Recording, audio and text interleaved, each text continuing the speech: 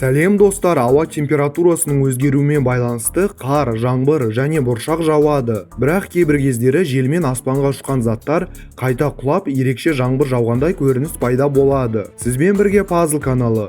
Бүгін аспаннан құлаған ең ерекше заттар жайында айтамыз.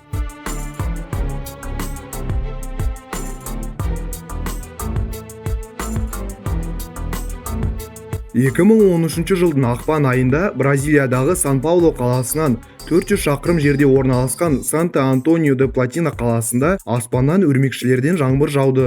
Осы көрініске тап болғандарының көбі бұл жағдайды камераларына түсіріп үлгерді.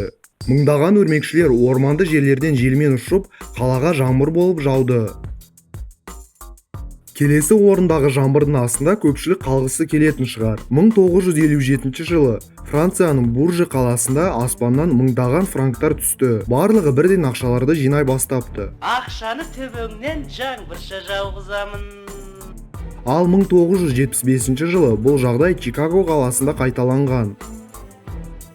1994 жылы Вашингтон қаласында орналасқан Аквили фермасына осындай белгісіз қоймалжың заттар аспаннан құлады. Адамдар жилет тәріздес затты жинап, тексеріске апарғанымен ол не екенін біле алмады. 1997 жылы Жапонияның балық аулайтын кемесі аспаннан құлап түскен сиыр үшін батып кете жаздады. Кейін сиырды ұшқыштар орлап, жарты жолда істеген істеріне өкініп, сиырды лақтырып жібергені жайлы білінді. 1969 жылы Америкада Пунта қаласында гольф доптарынан бұршақ жауды. Флорида штатындағы болған ураган өзімен бірге мыңдаған гольф доптарын әкелген. 1978 жылы 25 мамыр күні Сан-Диего қаласында аспаннан өлі адамдардың денелері құлай бастады. Сол күні екі ұшақ соғылып, 144 адамның денесі жан-жаққа ұшып, қаланың әр жеріне түсе бастапты.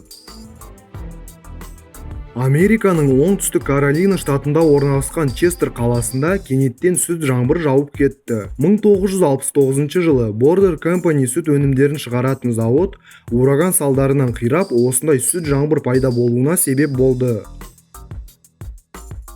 Жалпы ураган өзімен кез келген затты алып кетуі мүмкін, бірақ көбінесе өзендегі су мен оның ішіндегі тіршілік иелерін ұшырып алып кетеді. Солай әлемнің кейбір жерлерінде балық, бақа, жәндіктер мен құрттардан жаңбыр болады. Олар аз, кейбір кездері өте көп мөлшермен түседі. Қанды жаңбыр. Қанды жаңбыр Қытай, Жапония, Корея және Үндістанда жиі болып тұрады. Осы елдерде экология өте нашар болған үшін жаңбыр осындай түсті болады екен. Тексеріс барысында тамшылардың құрамында белгісіз өте зиян жасушалар табылды. Осы елдердегі болатын жаңбырдың астында қалсаңыз, теріңіз күйіп қалуы әбден мүмкін. Осы видеоға лайктарыңызды жаңбырдай жаудырыңыз.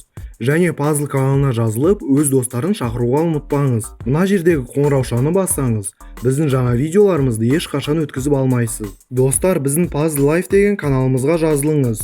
Онда біздің күнделікті өмірімізді және түрлі қызықты видеоларды көре аласыз. Сілтемесі сипаттамада және бірінші комментарийде. Бүгінге осы. Пазлға жазыл.